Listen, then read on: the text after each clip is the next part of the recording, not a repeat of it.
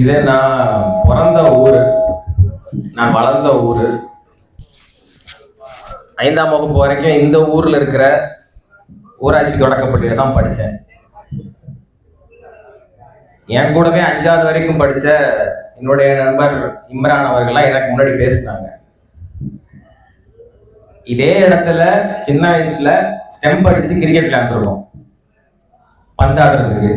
இப்ப அதே இடத்துல மைக்க போட்டு பேச வந்திருக்கோம் எதிர்கட்சிகளை பந்தாடுறதுக்கு.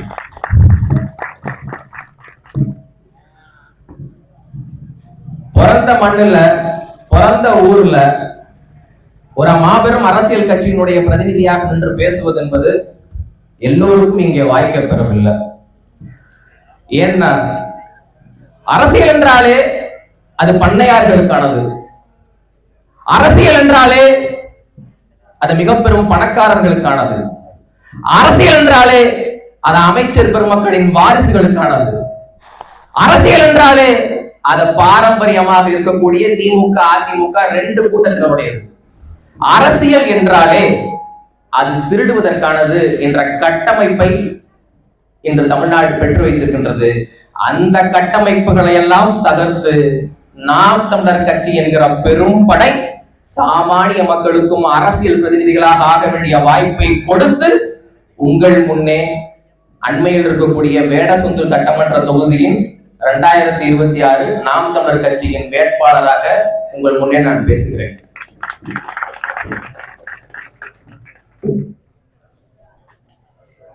இதுக்கு முன்னாடி எத்தனையோ கூட்டம் இங்க நடந்திருக்கலாம்.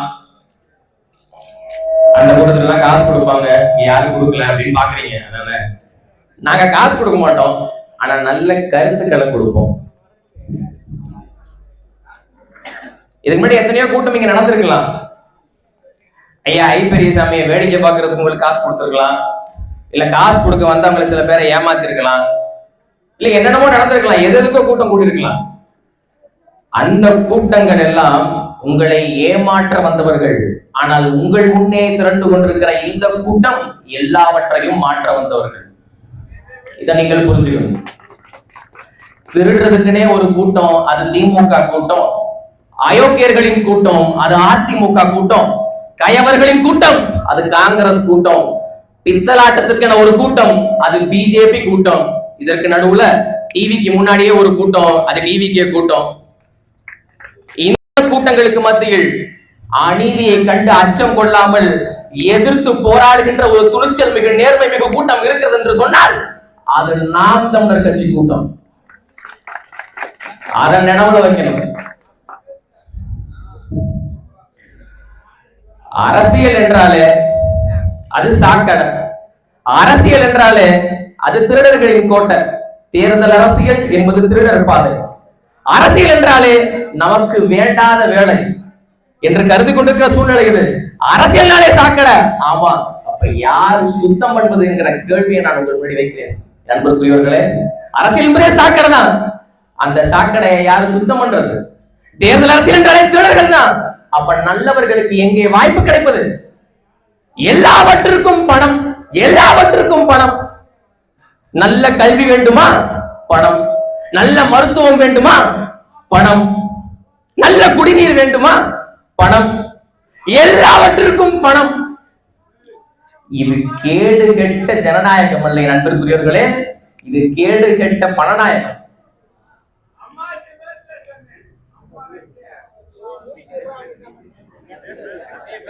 இதற்கு இல்ல, அவர் பேசல, அவர் உள்ள இருக்கிற ஸ்டாலின் பேசுறாரு, வேற ஒண்ணும்.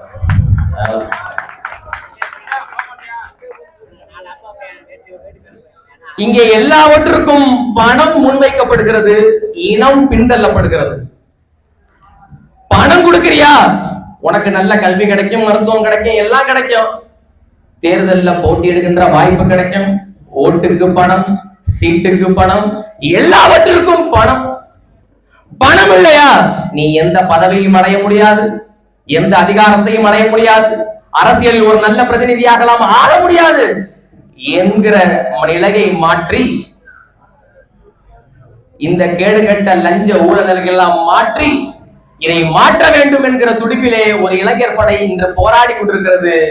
நாம் தமிழர் கட்சியினுடைய முதல் அறிமுக கூட்டம், வேட்பாளர் அறிமுக கூட்டம் உங்கள் முன்னே சித்திரை பகுதியில் இன்று நடந்து கொண்டிருக்கிறது.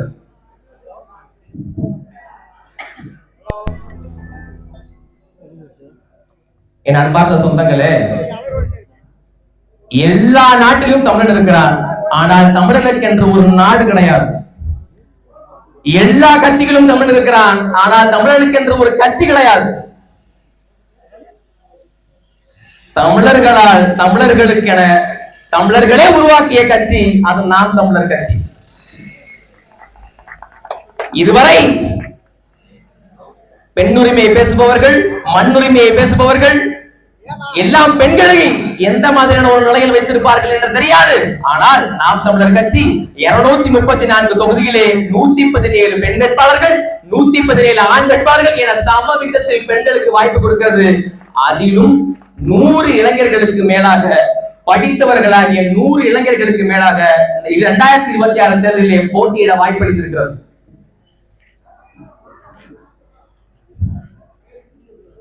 இன்னைக்கு அம்பேத்கர் அவர்களுடைய நினைவு தினம். சாதிதான் சமூகம் என்றால் வீசும் காட்டில் விஷம் பரவட்டும். அதிகாரம் மிக வலிமையானது, அதை அடைந்தால் அனைத்தும் எளிமையானது என்று கூறிய பெருமகன் அண்ணல் அம்பேத்கர் அவர்கள். அண்ணல் அம்பேத்கர் அவர்களுடைய படத்தை இங்க வச்சதுனாலே இது சாதிக்கான கூட்டம் அப்படின்னு சில பேர் நினைக்கிறாங்க. இது சாதிக்கான கூட்டம் அல்ல, சாதிக்க வந்த கூட்டம். நாங்கள் சாதி பார்த்து பழக மாட்டோம், சாதி பார்க்கிறவங்களோட பழகவே மாட்டோம். அம்பேத்கரை நாங்கள் சாதி தலைவராக பார்க்கவில்லை, பெரியாரை சாதித்த தலைவராக பார்க்கிறோம். எங்களுடைய வழிகாட்டியாக அண்ணல் அம்பேத்கர் அவர்களை ஏற்கிறோம். அடுத்தபடியாக இன்று டிசம்பர் 6 இந்தியாவுடைய ஜனநாயகம் என்பது கேள்விக்குறியாகிய அயோத்தி என்ற பகுதியில் பாபர் மஸ்ஜித் என்கிற இஸ்லாமிய வணக்க வழிபாட்டு ஸ்தலம் சில கயவர்களால் இடிக்கப்பட்ட தினம். இடித்தது பாஜக, RSS, அது சந்தேகம் அல்ல. ஆனால் அன்று நடந்து கொண்டிருக்கின்ற ஆட்சி என்பது காங்கிரஸ் உடைய ஆட்சி. இடிக்க அனுமதித்தது காங்கிரஸ் என்ற கருத்தையும் இங்கே பதிவு செய்து அதற்கு நாம் தமிழர் கட்சி சார்பாக கண்டனங்களையும் தெரிவித்து அதுக்கு சுப்ரீம் கோர்ட் வந்து தீர்ப்பு வந்துருச்சு. ஆனால் எங்களுக்கு வேண்டியது தீர்ப்பு அல்ல, நீதிதான் என்கிற நிலைப்பாடில் இருக்கிற தமிழ்நாட்டின் ஒரே அரசியல் கட்சி தலைவர் செந்தமிழன் சீமான் மட்டும்தான் என்பதை இங்கே நான் பதிவு செய்ய விரும்புகிறேன்.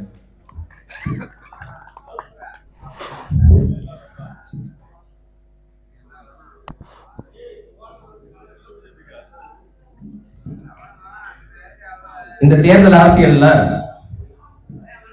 எல்லாரும் ஓட்டு போட்டு நமக்கான தேர்தலில் ஒரு பிரதிநிதிகளை தேர்ந்தெடுக்கிறோம். இங்கே எதெல்லாம் தனி மனித உழைப்பால சாத்தியமாகாதோ அதையெல்லாம் செய்து கொடுப்பதற்கு என்பதற்கு தான் அரசாங்கம் என்பது தேவைப்படுகிறது. நான் ஒரு சாமானியன், எனக்கென்ற பள்ளிக்கூடம் கட்டி நான் படிக்க முடியாது. எனக்கென மருத்துவமனை கட்டி நான் மருத்துவம் பார்க்க முடியாது. எனக்கென சாலை போட்டு நான் பயணிக்க முடியாது. எனக்கென பேருந்து விட்டு நான் பயணம் செய்ய முடியாது. எனக்கென மின்சாரம் உற்பத்தி செய்து நான் மின்சாரத்தை பயன்படுத்திக் கொள்ள முடியாது. எதெல்லாம் சாமானிய மனிதனின் எதெல்லாம் தனி மனிதன் உழைப்பால் சாத்தியமாகாதோ அதெல்லாம் செய்வதற்கு தான் ஒரு அரசாங்கம் தேவைப்படுகிறது. அதற்காக மக்களால் மக்களுக்காக மக்களே செய்கின்ற ஆட்சி அது மக்களாட்சி. அதனால் நாம் வரி கட்டக்கூடிய அதெல்லாம் சேர்ந்து நம்ம எல்லாம் சேர்ந்து வரி கட்டுறோம். அந்த வரியை நிர்வாகம் செய்யக்கூடிய உரிமையையும் நாமே வாக்கு செலுத்தி ஒரு பிரதிநிதியை நியமிக்கிறோம். அந்த வரியை நிர்வாகம் செய்யக்கூடிய அந்த அரசு நிதியை நிர்வாகம் செய்யக்கூடிய பொறுப்பு என்பது அமைச்சர் பெருமக்களுக்கும் சட்டமன்ற உறுப்பினர்களுக்கும் முதலமைச்சருக்கும் இருக்கிறது. அப்ப நிதியை நிர்வாகம் செய்வதுதான் உங்கள் வேலையை தவிர நிதியை உங்க பக்கம் ஒதுக்கிக்கிறதுக்கு இல்ல. அதை நீங்க புரிஞ்சுக்கணும். ஓட்டுக்கு ஒருத்தன் காசு கொடுக்கிறான்னு சொன்னா அவன் திருட போறேன்னு முன்கூட்டியே சொல்லிட்டு போறான்னு அர்த்தம். இதை நல்லா புரிஞ்சுக்கணும். ஐயா ஐ பெரியசாமி அவர்கள் முதற்கொண்டு 234 தொகுதியிலும் திமுக அல்லது அதிமுக இருவரும் திராவிட கட்சிகள் எந்த கூட்டணி கட்சிகள் நின்றாலும் அங்க வாக்குக்கு பணம் கொடுக்கிறாங்க. இது ஒண்ணு போதாதா? ஐயா முத்துராமலிங்க தேவர் அவர்கள் சொல்கிறார்கள், ஊழலும் லஞ்சமும் பிறப்பதென்பது ஓட்டுக்கு காசு கொடுக்கும் நேரத்தில் தான் என்று முத்துராமலிங்க தேவர் அவர்கள் பதிவு செய்கிறார்கள். நான் வாகனத்தை எடுத்துட்டு ரோட்ல பயணம் செய்யறேன். என் வாகனத்தை வழிமறைக்கிற சில காவல்துறை அதிகாரிகள் என்னிடம் எல்லா ஆவணங்களும் சரியாக இருந்த பின்னும் என்னிடம் இருந்து லஞ்சம் பெறுகிறார்கள். காரணம், அந்த அந்த அதிகாரத்திற்கு வருவதற்கு அவர் அமைச்சரிடத்துல லஞ்சம் கொடுத்திருக்கிறார். அந்த அமைச்சர் ஏன் இவர்கிட்ட லஞ்சம் வாங்குறாருன்னா, அந்த அதிகாரம் அமைச்சராக அவர் வருவதற்கு அவர் மக்களாகிய நமக்கு காசு கொடுத்திருக்கிறார். எல்லாமே போட்டதை எடுக்கணும், போட்டதை எடுக்கணும், போட்டதை எடுக்கணும் என்கிற நேரத்திலே இந்த திருடர் அரசியல் என்பது பிறந்திருக்கிறது. ஆக மக்களே, திருடுறவன் திருடுறான். பல்லாயிரக்கணக்கான கோடிகளில் அவன் திருடிவிட்டு சில 100 ரூபாய்களை, சில எலும்பு துண்டுகளை உங்கள் முன் பொறுக்கி போடுகிறான். அதை வாங்கி கொண்டு நீங்கள் அவருக்கு செலுத்துகின்ற வாக்கு இன்னைக்கு ஆத்தூர் தொகுதியே ஐப்பெரியசாமி அவர்களுக்கு பட்டா போட்டு கொடுத்துட்ட மாதிரி திமுக காரன் திமிர்ல அலையறான். திமிர்ல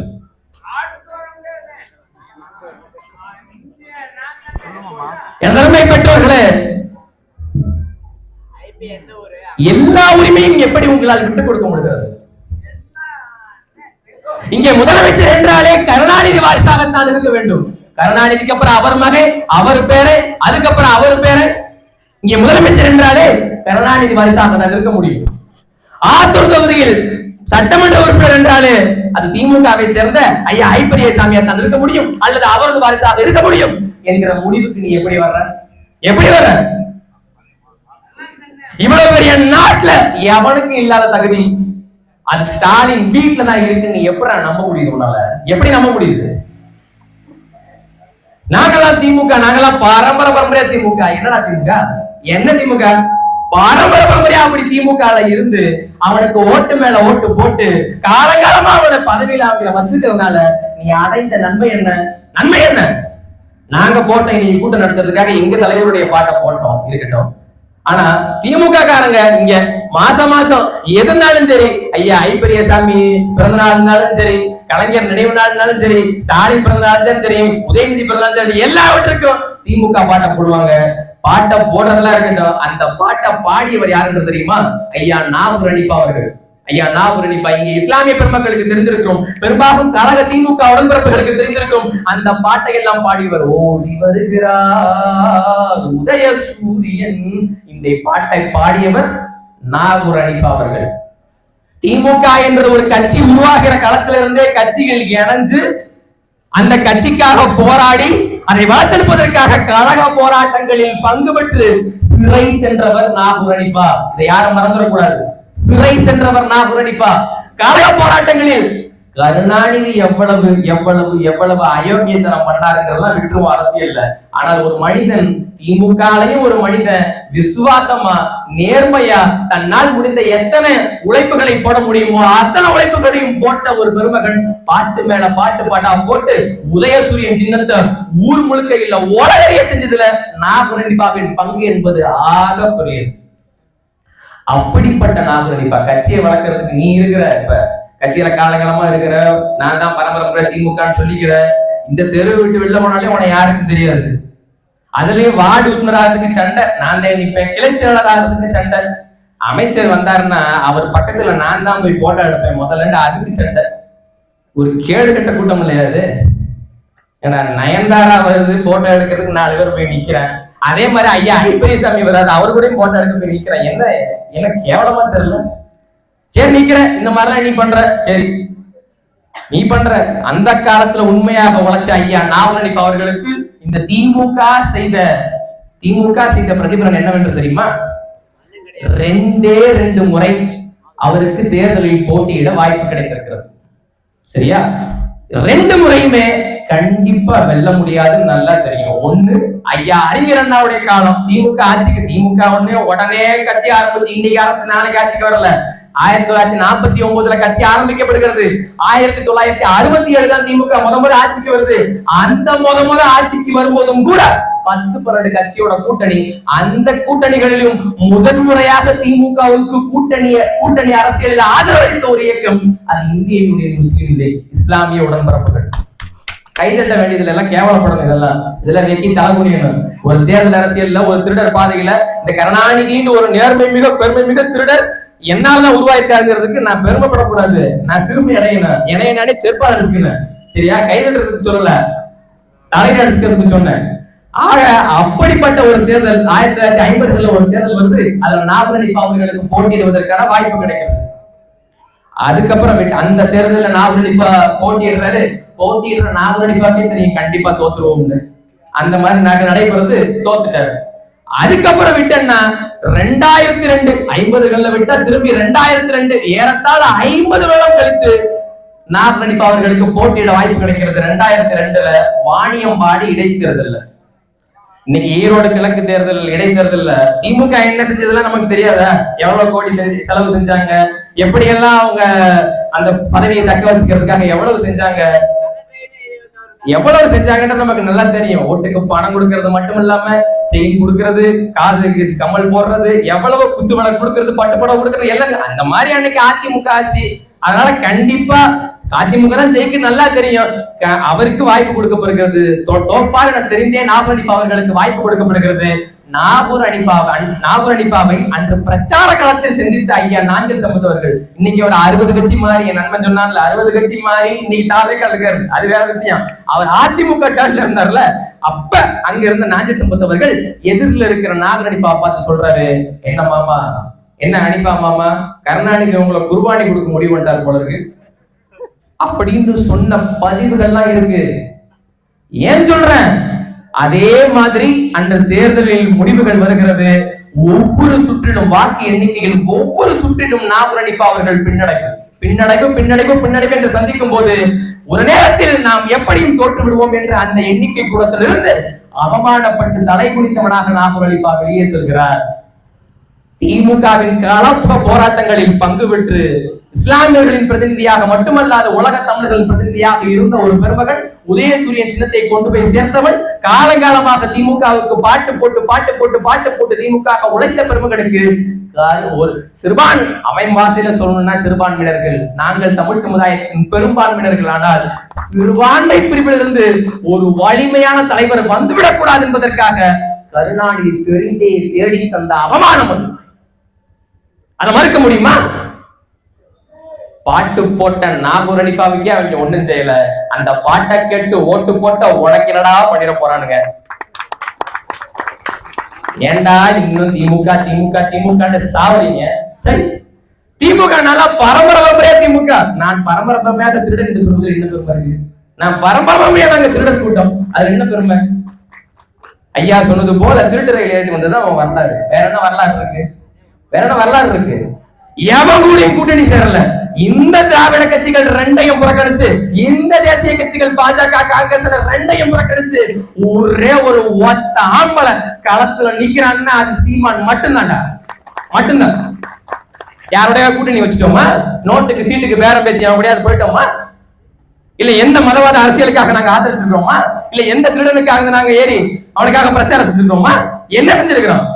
உங்களையே நம்பி மக்களை நாங்கள் நம்புகிறோம். ஒரு நாள் இந்த மக்கள் எங்களை நம்புவார்கள் என்கிற நம்பிக்கையோடு களத்தில் தொடர்ந்து நிற்கிறது நாம் தமிழர் கட்சி. எனக்கு முன்னால் பேசியவர்கள் சொன்னார்கள், 2016 நிற்கும் போது ஐயா விஜயகாந்த் அவர்கள் குறுக்க ஓடுறது, 2019 நிற்கும் போது அங்க ஐயா கமலஹாசன் அவர்கள் டிவியை உடச்சுக்கிட்டே குறுக்குள்ள ஓடுறது, 21 கமலஹாசன் ஐயா ஒரு பக்கம், டிடிவி ஐயா பக்கம், 2024 வர்ற தேர்தல் எல்லாம் யாராவது ஒரு ஆள் குறுக்க பறக்க ஓடிட்டு தான் இருக்காங்க. இதே 2026 திரும்பி குறுக்க ஓடுறதுக்கு இன்னொரு அணில்கள் வந்திருக்கு, ஒரு அணில்கள் கூட்டம் வந்திருக்கு. நம்ம பக்கா மாஸ் கட்சி இல்ல, அது பக்கா தமாஸ் கட்சி. கொள்கைனாலும் ஒண்ணும் தெரியாது, கட்சினாலும் ஒண்ணும் தெரியாது, எதுக்கு லாய்க்கு இல்ல, அப்படி ஒரு கூட்டம் வந்திருக்குது. இது இந்தியாவை யார் ஆளுறதுங்கிற சந்தையிலேயே 36 லட்சம் பேர் எங்களுக்கு ஓட்டு போட்டிருக்கிறாங்க. தமிழ்நாட்டை யார் ஆளுறதுங்கிற சண்டையில இந்த சண்டையில சுத்தமான வீரர்கள் என்பது அது நாம் தமிழர் படையினர் மட்டும்தான். நாங்கள் இந்த முறை அதிகாரத்தை நோக்கி நகர்ந்து சட்டமன்றத்திற்குள் நுழைவோம் என்பதை இங்கே நான் பிரகடனம் செய்கிறேன். ஏன்னா எல்லா தமிழனும் செத்து போல இல்ல, அதுல மானரோசம் உள்ளவன் இருக்கிறான்ல. இந்த 36 லட்சம் என்று 1 கோடி வாக்குகளாக மாறுதோ அன்று நாம் தமிழர் என்பது காலத்துல முதன்மை அதிகாரத்துல வந்துரு. நாம் தமிழர் கட்சி அதிகாரத்துக்கு வர்றதுங்கிறது எவ்வளவு முக்கியம்னா, ஐயா காமராஜர் அவர்களுக்கு பிறகு ஒரு தமிழன் கூட முதலமைச்சராக வரல. கேடு வாய்ப்பாக தேர்தலில் போட்டியிடாமல் முதலமைச்சரான ஐயா எடப்பாடி பழனிசாமியும் உண்மையான தமிழராக இருக்கவில்லை. ஒரு தமிழனுக்கு முதலமைச்சராக பதவி வேணும், ஒரு தமிழன் முதன்மை அதிகாரத்துக்கு போகணும்னாலே அங்க இவ்வளவு போராட்டம் இருக்குது. வந்தவர் போனவரெல்லாம் வசதியாக வாழ்ந்தார்கள். இங்குள்ள தமிழர் எல்லாம் எப்போதோ தாழ்ந்தார்கள். எங்களுக்கு என்ற ஒரு அரசியல், எங்களுக்கு என்ற அதிகாரம், எங்களுடைய கொள்கை தமிழ் தேசியம் என்பதை நிலைநாட்ட இந்த தமிழர்கள் செம்மார்ந்து வாழ்வதற்கு தமிழர்கள் எப்படி வாழ்ந்தார்கள் என்கிற வரலாற்றை படிக்கணும். வரலாற்றை படிக்காதவன் வரலாற்றை படைக்க முடியாது என்று சொன்ன அண்ணல் அம்பேத்கர் நினைவகத்தில் சொல்ற வரலாற்றை படித்துவிட்டோம். தமிழர்கள் முப்படை கட்டி வாழ்ந்த சமூகம்.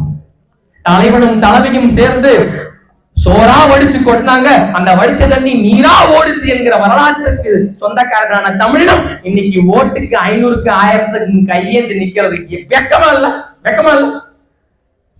500 1000க்கு போய் ஓட்ட விக்கிறதுக்கு நம்ம வந்தோம்.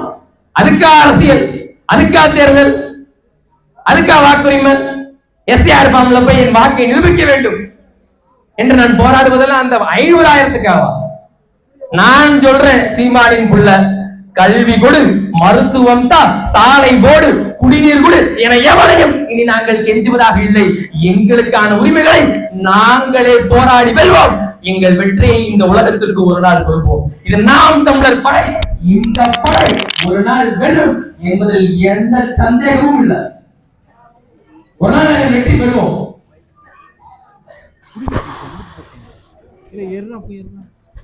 இறுதியாக ஆத்தூர் தொகுதியின் சட்டமன்ற உறுப்பினராக இருக்கக்கூடிய ஐயா ஐ பெரியசாமி அவர்கள் கடைசி காலத்துல ஆண்டு இருக்காங்க. இதுக்கப்புறம் அவர் ஆத்தூர் தொகுதிக்கு சட்டமன்ற உறுப்பினராக வர முடியாது. அந்த நிலைமையில இருக்கு. என்ன கருத்து தானே? இனிமே ஐ பெரியசாமி அவர்கள் சட்டமன்ற உறுப்பினராக வர முடியாது. கடைசி 6 மாத காலமாக கடைசி 6 மாதத்தை பதவியை அனுபவிக்க போகும் ஐயா ஐ பெரியசாமி அவர்களுக்கு ஆழ்ந்த அனுதாபங்களை சொல்லிவிட்டு, எங்களுடைய வேட்பாளர் என்னுடைய அண்ணன் சைமன் ஜஸ்டின் அவர்களை நான் பிறந்த மண்ணில் இந்த சித்திரை ஊர் ஜனங்களுக்கு என்னுடைய அண்ணன் ஐயா சைமன் ஜஸ்டின் அவர்களை அறிமுகம் செய்வது நாங்கள் பெருமை அடைகிறோம். நிறைய பேர் என்ன கேட்டாங்க, நீ ஏன் வேடசந்தூர்ல போய் போட்டியிட, ஏன் ஆத்தூர்ல போட்டியிட வேணாம்? என்னை காட்டிலும் எல்லா விதத்திலையும் சிறந்தவர் என்னுடைய அண்ணன் சைமன் ஜஸ்டின் அவர்கள். முனைவர் பட்டம் பெற்றவர், டாக்டரேட் பட்டம் பெற்றவர், டாக்டர் பட்டம் வாங்கியிருக்கிறார். படிச்சு டாக்டர் பட்டம், இங்க மாதிரி காசு கொடுத்து வாங்கல, டாக்டர் பட்டம் உண்மையிலேயே படிச்சு வாங்கியிருக்காரு பிசிக்ஸ் டிபார்ட்மெண்ட்ல. எனக்கு முன்னாடி பேசிய அண்ணன் சொன்னமால கையெழுத்து போட்டு காசை நீட்டுறது இல்ல காசை இது பண்றதுதான் இல்ல ஐ பெரியசாமியோட வேலை. அந்த காசு முறையா போய் மக்களுக்கு சேர்ந்துச்சா, முறையா மக்களுக்கு எல்லா நிர்வாகம் கிடைச்சிக்கிட்டு இருக்குதா அப்படின்னு சில ஆண்டுகள் இல்ல பல ஆண்டுகளாகவே அந்த வேலையை செஞ்சு கொண்டிருக்கிற என்னுடைய அண்ணன் சைமன் ஜஸ்டின் அவர்கள் இந்த முறை போட்டியிருக்கிறார். கடந்த முறையும் 2021 என்னுடைய அண்ணன் சைமன் ஜஸ்டின் அவர்கள் தான் போட்டியிட்டார். இந்த முறையும் ஆத்தூர் தொகுதியின் வேட்பாளராக ஒரு முறை அதாவது நல்ல மாட்டுக்கு ஒரு சூடு, நல்ல மனுஷனுக்கு ஒரு சொல்லு, ஒரு நல்ல சட்டமன்ற வேட்பாளர், ஒரு நல்ல சட்டமன்ற தொகுதி உறுப்பினரை ஒரு முறை இந்த ஆத்தூர் தொகுதி இழந்துருச்சு. இன்னொரு முறை இழந்து விட வேண்டாம் என்பதை மட்டும் நான் இங்கே சொல்லிக்கொண்டு, நான் சொன்ன நாகரணிப்பாவுடைய கதை, அவங்க ஓட்டு பாட்டு போன்ற நாகரணிப்பாவே சொன்ன ஒண்ணு செய்யல. ஓட்டு அந்த பாட்டை கேட்டு ஓட்டு போற உனக்கு என்ன செய்ய போறாங்கன்னு கேட்டேன்ல, இதே பேச்ச பல்லாயிரக்கணக்கான ஜனங்கள் முன்னாடி நான் பேசியிருக்கிறேன். அந்த பேச்சு பெருசா கவனம் பெற்றுச்சு. அதுக்கப்புறம் அதே திமுக இருக்கிற விசிகா கூட்டத்தில் இருக்கிற ஆளு சனவாசுங்கிற ஒரு எம்எல்ஏ அவர் போய் முதலமைச்சர் எடுத்து ஒரு கோரிக்கை வைக்கிறார். இந்த மாதிரி தம்பிகள் நாம் தமிழ் இருக்கிற தம்பிகள் இப்படி கேட்கறாங்க, நீ ஒண்ணு நாக்க பிடிச்சாக மாதிரி கேட்கறாங்க, அதெல்லாம் நீங்க ஏதாவது பார்த்து பண்ணி விடுங்க அப்படின்னு அவர் முதலமைச்சர் மு க ஸ்டாலின் முறையிட்டு முதன் முறையாக நாகூர் ஹனீஃபா அவருக்கு 100 நாள் வருது. அவர் இறந்து போயிட்டாரு, 100 நாள் வருது. இப்பதான் நாகூர்ங்கிற ஊர்ல ஒரு பூங்காவுக்கு இசை முரசு நாகூர் ஹனீஃபா பூங்கா அப்படின்னு பெயரிடப்பட்டிருக்கு. ஒரு தெருக்கு இசை முரசு நாகூர் ஹனீஃபா தெருன்னு பெயரிடப்பட்டிருக்கிறது. நாம் தமிழர் கட்சியின் மேடைகளில் என்னை போன்ற ஒரு சிறு பிள்ளை, சீமானின் பிள்ளை, என்னுடைய தகப்பன் சீமான் அவர்கள் மேடையேற்றி வளர்த்த நான் வந்து பேசிய பேச்சுக்கு அரசாங்கம் செவிசாய்த்திருக்கிறது என்று சொன்னால் இது என்னுடைய தனி உழைப்பல்ல. நாம் தமிழர் கட்சி என்பது மக்களுக்காக அப்படிப்பட்ட ஒரு வலிமையான படை. நாங்க அதிகாரத்தில் இல்லாம இருக்கலாம், ஆனா நாங்க சொன்னதெல்லாம் அந்த அதிகாரி செய்வார். அதிகாரத்தில் இருக்கிறவன் எங்களுக்கு செவிசாட்சி தான் தீர வேண்டும். அதனால நீங்க எனக்கு ஓட்டு போடு, நான் ஜெயிக்க மாட்டேன்னு நினைக்காதீங்க. தனிமரம் தோப்பாகாது, ஆனா தனித்தனி மரங்கள்லாம் சேர்ந்துதான் தோப்பாகணும். அதை முதல்ல நான் புரிஞ்சுக்கணும். பெருவாரியான வாக்கு வித்தியாசத்தில் ஒரு சட்டமன்ற உறுப்பினர், ஒரு பெரிய முதலமைச்சர் இதெல்லாம் வெற்றி பெற தடுக்கணும் முதல்ல. அப்படியாவது நான் சைமன் தான் இந்த வெற்றி பெறப்போம், 40 கட்சி தான் வெற்றி பெறப்போகுது, அது வேற விஷயம். ஆனால் பெருவாரியாக ஒருத்தர் வாக்கு விதத்தில் ஜெயிப்பதையாவது தடுங்கள். ஏன்னா 1,00,000 வாக்கு வித்தியாசத்தில் ஜெயிச்ச ஒரு அமைச்சருக்கு, ஒரு சட்டமன்ற உறுப்பினருக்கு இதுக்கப்புறம் நான் என்ன வேணா செய்யலாம், எத்தனை கோடி வேணா திருடலாங்கிற திமிரு வந்தது. அவன் சொன்னான்ல, என் நண்பன் இம்ரான் சொன்னான்ல, 57 லட்சம் பைப்பை உடைச்சதுக்கு 57 லட்சம் செலவு பண்ணிருக்காங்க அப்படின்னு. இதுக்கு முன்னாடி பேசிய இந்த சித்திரை ஊராட்சியை சேர்ந்த மாவட்ட பொறுப்பாளர் இஸ்மாயில் அவர்களும் சொன்னாரு, குடிநீர் என்பது இங்கே எவ்வளவு தட்டுப்பாடாக இருக்கிறது, குடிக்கிறதுக்கு தண்ணி இல்ல, எவ்வளவு தட்டுப்பாடாக இருக்கிறது. குடிநீர் தட்டுப்பாடை வைத்திருந்தால்தான் கவங்களுக்கு கல்லா கட்டும், மணல்வாட்டுக்கு ஓடுங்கிறதுக்காகவே இப்படி எல்லாம் ஒரு இதை வச்சிருக்கிறாங்க. ஆறு என்பது இங்கே பழுதாக்கி விட்டது, ஆத்துல பல சாக்கடை தண்ணி கட்டுக்கிறது, எண்ணற்ற பிரச்சனைகள் எங்களை சுத்தி, எண்ணற்ற பிரச்சனைகள். அந்த பிரச்சனைகளுக்கெல்லாம் தீர்வாக நாம் தமிழர் கட்சி தான் போராடி கொண்டிருக்கிறது. போராடுறவன் கையிலே ஆட்சியை கொடுத்துட்டேன்னா நீங்கள் போராட வேண்டிய நிலைமை இருக்கிறது. நாங்கள் அதிகாரத்துக்கு வர்றதுக்கு முன்னாடியே நாங்கள் சொல்வதைத்தான் அரசாங்கம் செவிசாய்த்துக் கொண்டிருக்கிறது. ஏன்னா இங்க எச்சியிலிருந்துதான் பல பேர் கட்சியை நடத்திட்டு இருக்கிறான் என்று சொல்லி நான் என் வார்த்தைகளை நிறைவு செய்கிறேன். இலக்கு ஒன்றுதான், அது இனத்தின் விடுதலை. இனம் ஒன்றாவோம், இலக்கை வென்றாவோம். தமிழ் தாய் வாழ்க, தலைவர் பிரபாகரன் வாழ்க, நாம் தமிழர்.